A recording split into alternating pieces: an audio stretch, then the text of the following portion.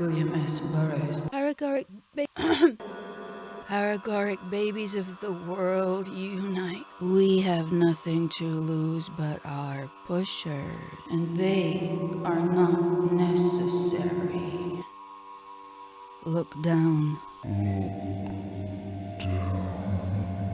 Along that junk road, before you travel there and get in with the wrong mob.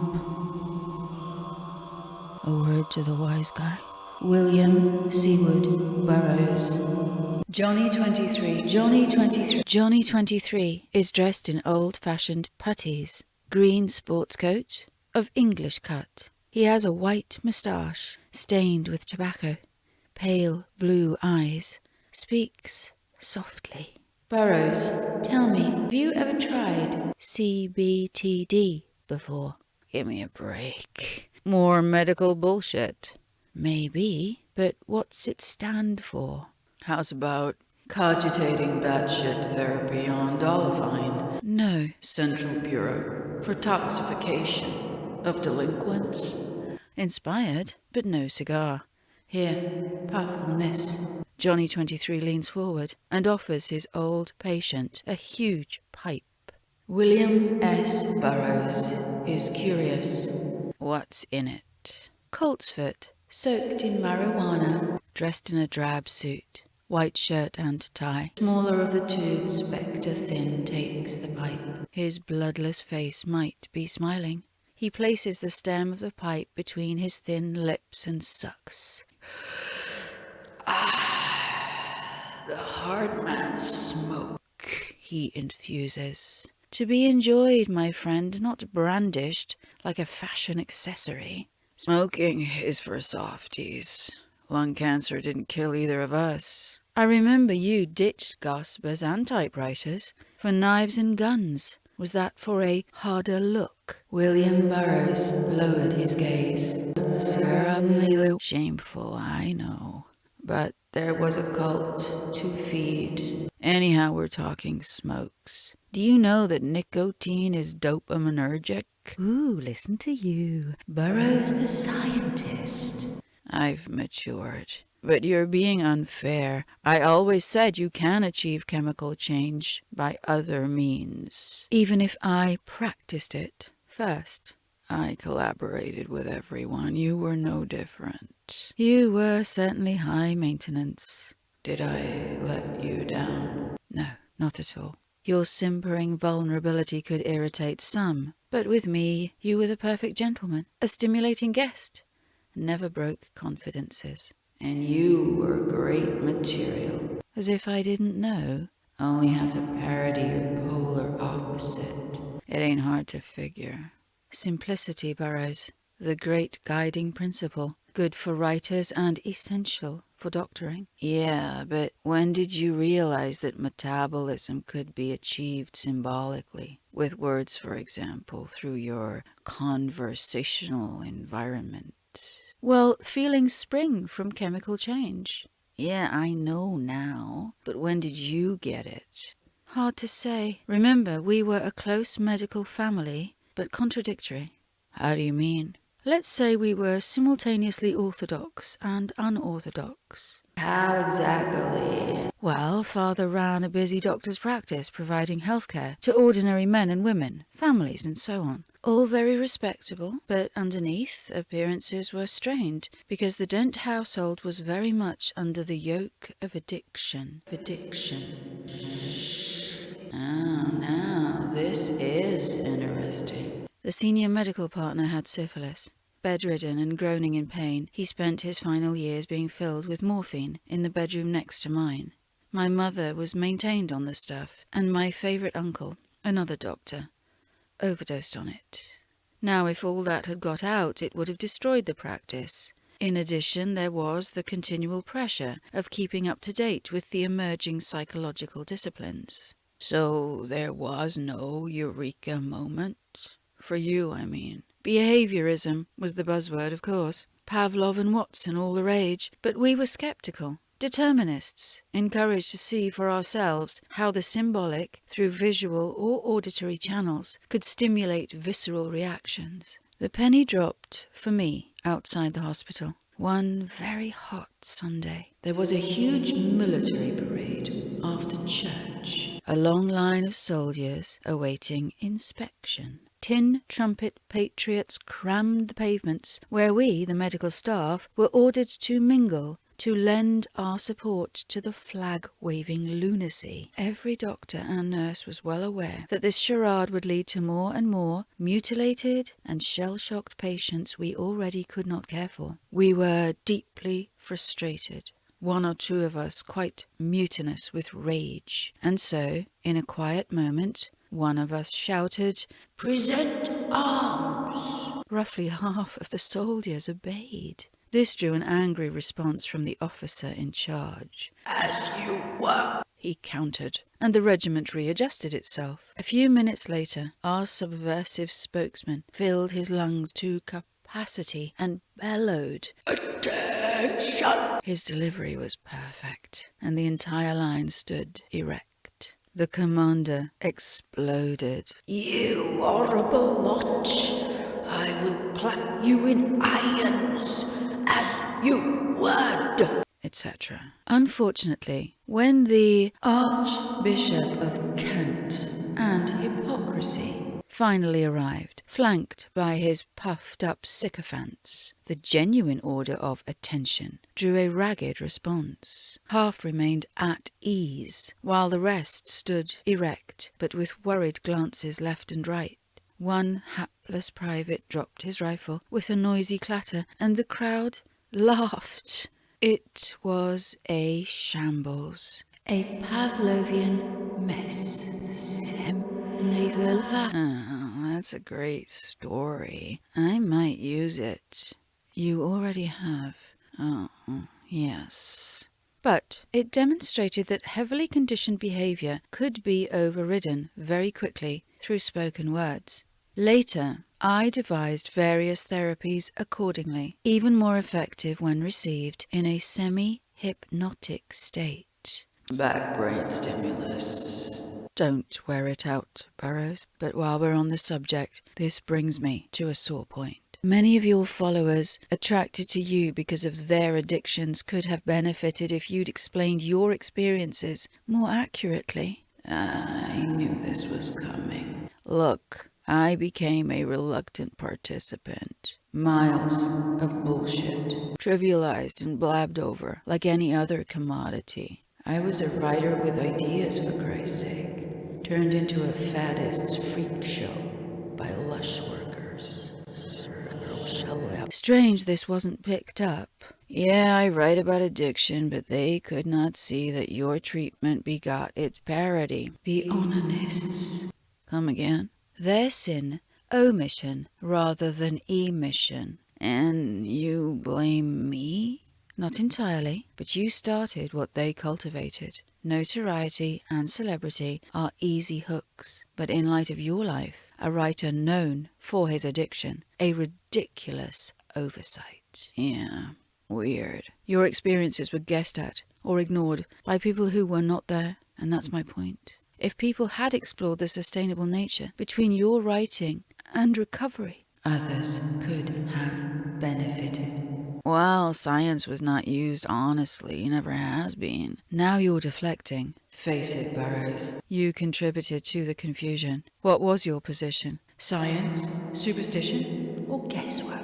Unless we're consistent, the unscrupulous take advantage. When have I been inconsistent? What a joke! It'd be easier to point out when you have not. In that essay, the one that MacLean rejected, you state that psychotherapy has no place in the treatment of the addict, but fail to mention that under my care, you received it throughout. And then, because of the childish tendency to make illusory correlations, to be enchanted by superstition, you lay yourself open to being dismissed. This should not have happened. Naked lunch. Naked lunch. lunch. Naked Lunch was inspired by a profound ethos. Its social value was both its legitimacy and its motivation. Yet, you allowed your experience to be reduced to apomorphine cure when it was no such thing. You've become another justification for addiction remaining the preserve of drug corporations and legislative fascists who tacitly condone eugenics. William Burroughs shrank into his grey suit. I tried. A man who tries is not succeeding. I constantly referenced you, your methods. That nonsense about decoupage. Why didn't you make clear? It was simply a shift from spoken word to text. You even called it cut-ins. Geisen needed a leg up. And by helping him, you have alienated others and pulled the ladder up after you. Did you know that Matisse used a pair of scissors as he recuperated? No. Well, I bet your friend did. And just like you, Matisse got better. He achieved biochemical change, but no drugs. He healed himself from within, endogenously. Because he found stimulation through his art? Yes, you could say his mind became occupied with other matters, while his body adjusted and healed itself. You temporarily achieved the same with writing. I said that. Yes, but how, Burroughs? How? You had constant encouragement to stick to the game plan. The relationship between apomorphine and the psychosocial support you constantly received has never been explored, let alone researched. Yeah, it seems obvious now, but I always needed help. The technical stuff, you know. You lacked guidance. So when trauma revisited, you relapsed. Yeah,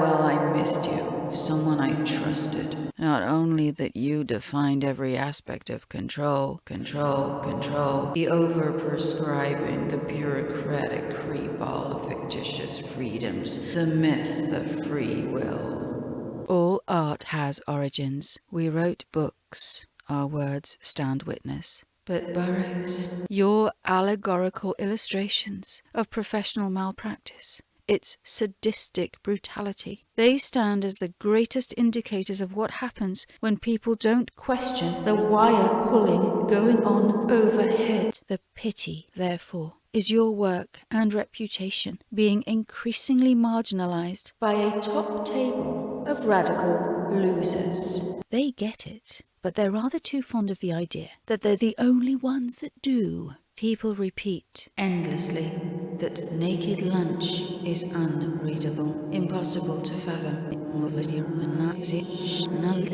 Naked Lunch is unreadable, depraved, and so on. Yet, this is said where man's worst excesses, the very things you depicted, are on every high street, in every single walk of human life. I've become a palliative. I'm no longer inflammatory. Well, fuck 'em. The moronic majority. Just too stupid. No, people are controlled because they are still told their choices are their own. In Naked Lunch, you urged unity. Now they're morons? How's that going to work? Damn it, I give up. You're the glass half full type, naively believing in the potential for benign outcomes. I'd like to know, where are they? They only ever arrive from the bottom up. Rebellious and progressive men and women cooperating in order to reform. Now who's joking? Please, Dr. Pangloss. Just look at the interminable human dung heap of bestial savagery below. Go on, look at it. What would you prescribe? Shared understanding. People do want to help each other, but they're lost. Society must learn to challenge orthodoxies that fail, but legitimately, with evidence. Bullshit. What about the mugwumps? Saying experts should be ignored. Yes, liars and bigots. Armed with knowledge, ordinary people become the experts. Oh, folk have been taking it up the ass forever. That's not gonna change. Take your methods. The boffins still claim apomorphine has been superseded. Well, you did not help, did you? Anyhow, they're defensive, in denial over the sicknesses they've enabled, to say nothing of the countless number killed. Assholes. They never took my inquiry seriously. 'Cause they couldn't take you seriously. You, William S. Burroughs. They could not take you seriously, William S. Burroughs, the man who wrote, "If you can't be just, be arbitrary." Your cheerleading lacked veracity, making it easy for others to claim conspiracist. You were 23. Boil me in oil, mere superstitious claptrap. I hanged you in naked lunch. Skidoo, Academy, Johnny. You'd have to be fucking stupid to miss it. Sorrowful ramblings with catastrophic overtones. Pathetic. So I did let you down. Not me, you BF, your fellow sufferers. Wake up! Wake up! I can't. Why? I'm dead. The thin one returned the pipe with the fist-sized bowl to he with the loudest laugh in paradise. "Tell me," he said, his whiskery face disappearing in a cloud of heavenly smoke. "Tell you what?" "Tell me, what does CBTD? What does CBTD stand for? Exactly." "I don't know. You're the wise guy." "Congress between the dead." Okay, so, wise guy, let's mark our happy reunion. Wake up! I can't. Why? I'm dead. Dead man. And so? What? What does CBTD stand for? I don't know. You tell me. You know everything. Congress between the dead. Okay. So, wise guy, time for waking suggestion? The old routine? The ancient rhyme. Sure, why not?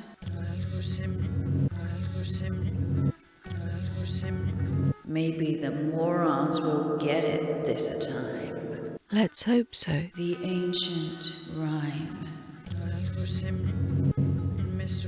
In mist or cloud, on mast or shroud, it perched for Vespers 9. You are strong and determined. Recognize and celebrate these qualities. Whiles all the night, through fog smoke white, glimmered the white moonshine. You can be yourself without anxiety, resolute, unflinching, and steadfast. God save thee, ancient mariner, from the fiends that plague thee thus.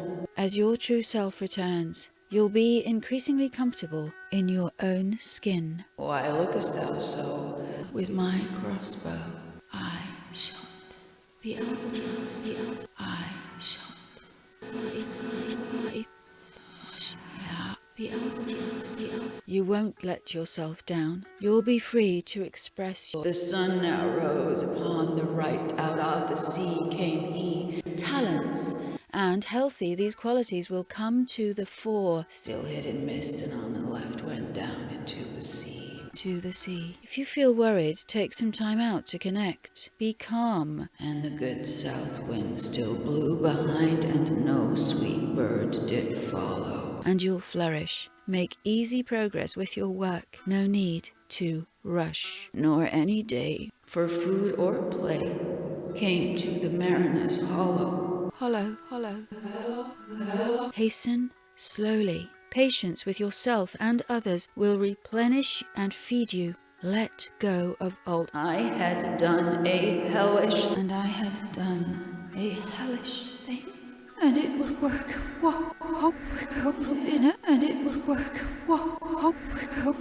Thoughts empty your mind. Let them be. For all a bird, I had killed the bird that made the breeze to blow. I had killed the bird that made the breeze to blow.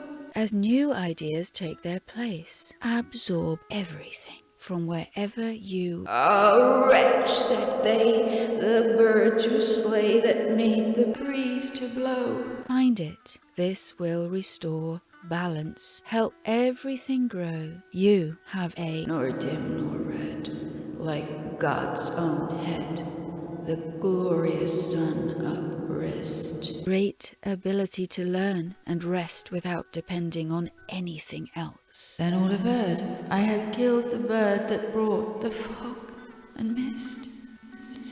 You will sleep when you are ready to sleep. This will restore energy. 'Twas right, said they, such birds to slay, that bring the fog and mist. 'Twas right, said they, such birds to slay, that bring the fog and mist. Life will enrich you, for you are magical. Funny, with a wild nature, Hashian's Liao. Fair breeze blew. Fair breeze blew. The white vine flew. The furrow followed free. Think of being cat-like. Their fierce independence. They do not worry. We were the first that ever burst into that silent sea. And take only what they need from their environment. Cats do not worry. Down dropped the breeze. The sails dropped down. 'Twas sad as sad could be. 'Twas sad as sad could be. Nurture and take care of yourself. Be proud and protect what you have. And we did speak only to break the silence of the sea. The silence of the sea. Cherish your health. By enjoying yourself, you will be enriched. All in a hot and copper sky, the bloody sun at noon. And affection for others will be easier. Your life is long. Your life. Right up above the mast did stand, no bigger than the moon. With much left to discover, let it all in. Accept everything. Day after day we stuck, nor breath nor motion. No breath nor motion. Be awake to your sensitivity, your powers of observing and describing things. As idle as a painted ship upon a painted ocean. Water, water, everywhere. As idle as a painted ship upon a painted ocean. Painted ocean. Water, water everywhere. Are unique, your special gift, and they will return as soon as you are ready. And all the boards did shrink. Water, water everywhere, nor any drop to drink. To drink. When you feel creative, work. When you do not, take it easy. Relax. The very deep did rot, oh Christ, that ever this should be. Oh, Christ, that ever this should be. Do anything that you enjoy, and spend time with those you admire. Yea, slimy things did crawl, with legs, upon the slimy sea.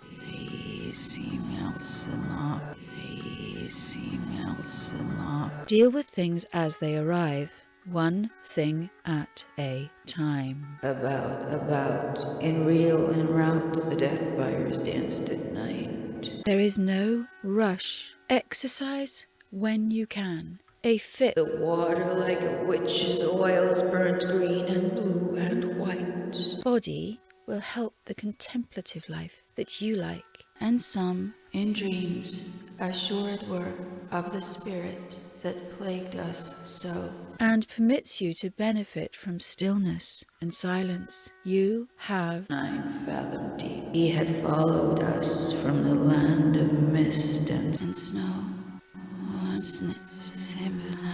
Nothing to fear from your own company, your sensitivity to your own moods, and every tongue through utter drought was withered at the root.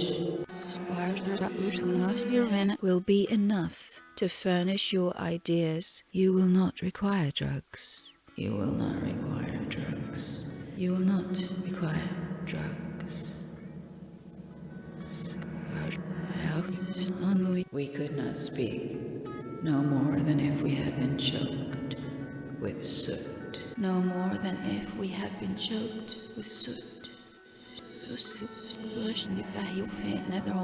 Because all you need, you already have. You'll enjoy the struggle, and even... Ah, well a day, what evil looks had I from old and young. Ah, well a day, what evil looks had I from old and young.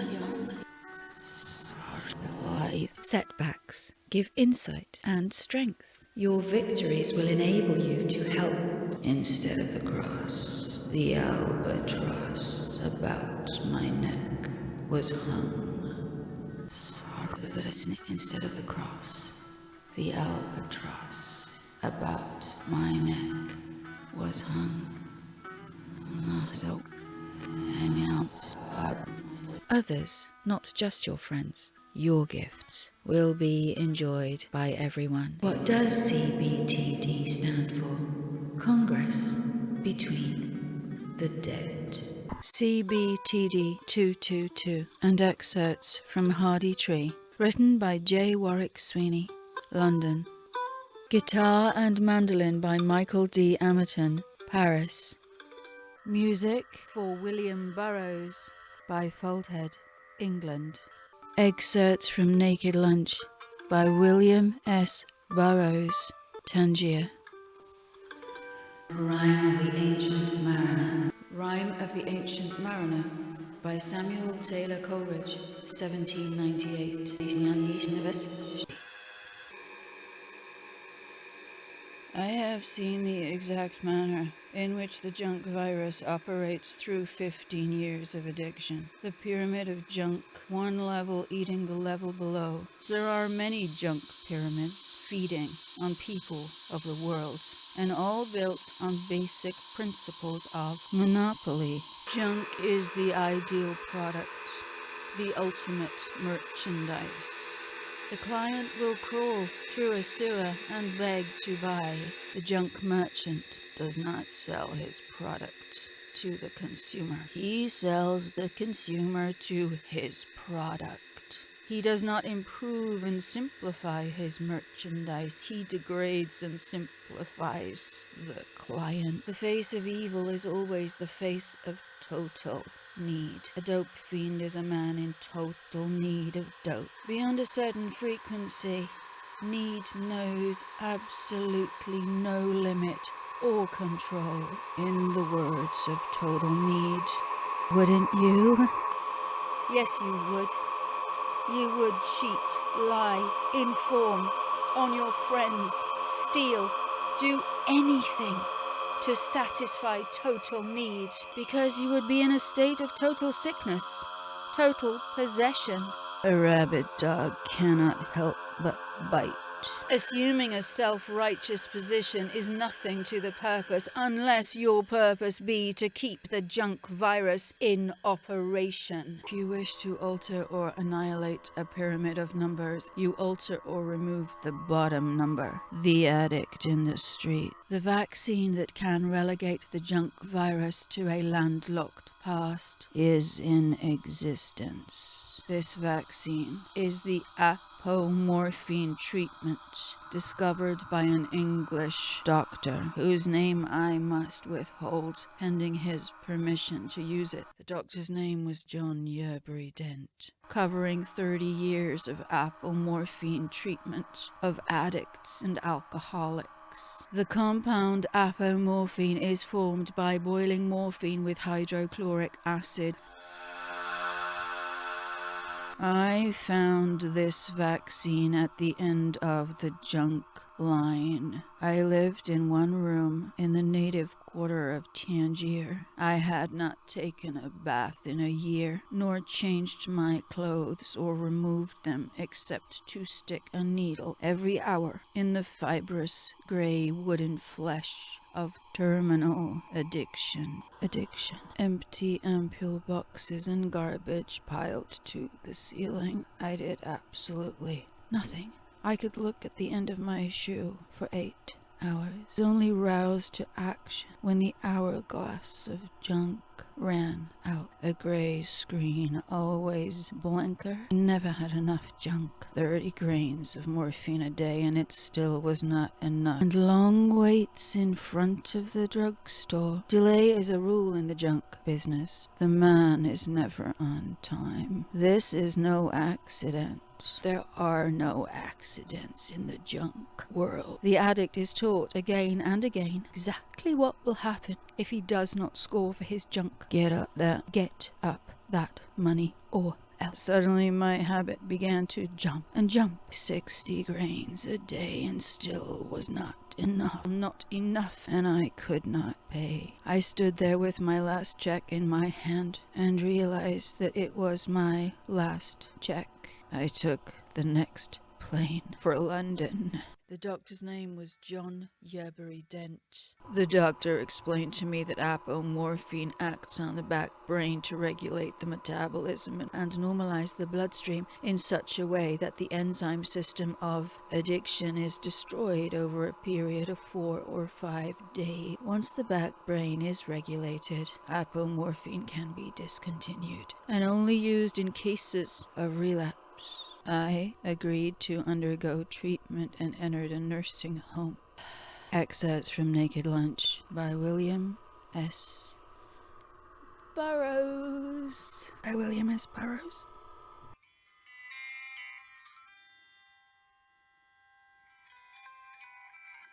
It is to Dr. John Yerbury Dent that this work is dedicated, for his treatment of addicts and alcoholics in 20th century London, including the treatment of William S. Burroughs for heroin addiction, for Dr. John Yerbury Dent, 1888 to 1962. Narrated and produced by Tracy A. Williams Literature on the 22nd of the 2nd, 2022. 22nd of the 2nd, 2022. For William Burroughs and Dr. John Yerbury Dent.